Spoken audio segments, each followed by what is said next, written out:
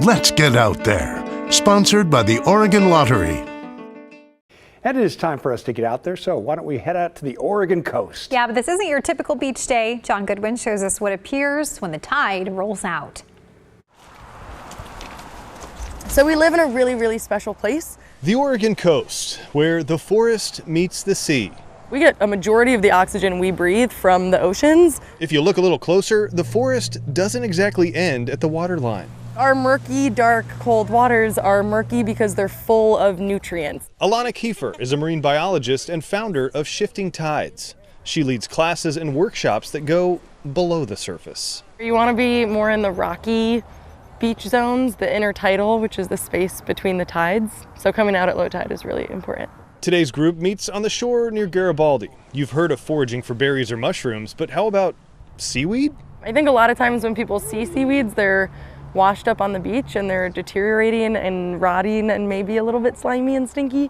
But when you get to see seaweeds in their natural ecosystem, they're so vibrantly colored, they're so different. There's so many ways to be utilizing them in culinary fields and in so many other ways. Christian Anderson is a chef at McGregor's Whiskey Bar in Cannon Beach. He's here to test the waters with his menu. We have people coming in from all over the world, and I want to have a better arsenal to be able to sort of give them that.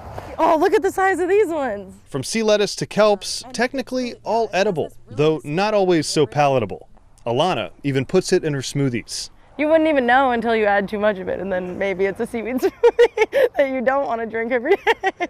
Ashley Wager grew up clamming and crabbing. She's checking something else off her bucket list. We've got some fresh fish that I would love to wrap in some of the seaweed and steam.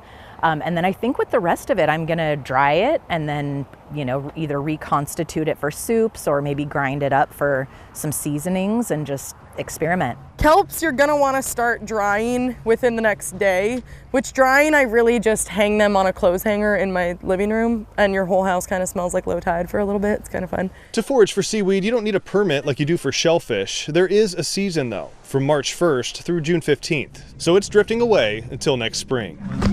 I really encourage people to look at tide schedules and get out to the beach at really low tides, because these are such different ecosystems than what we're used to. I love experimenting with food, so if anyone likes doing that, I think that it's just such a perfect relationship. The be outdoors, bring home some things to prepare in your meal. Whether it's eating or whether it's, your hobbies or whatever, be adventurous. In Garibaldi, I'm John Goodwin.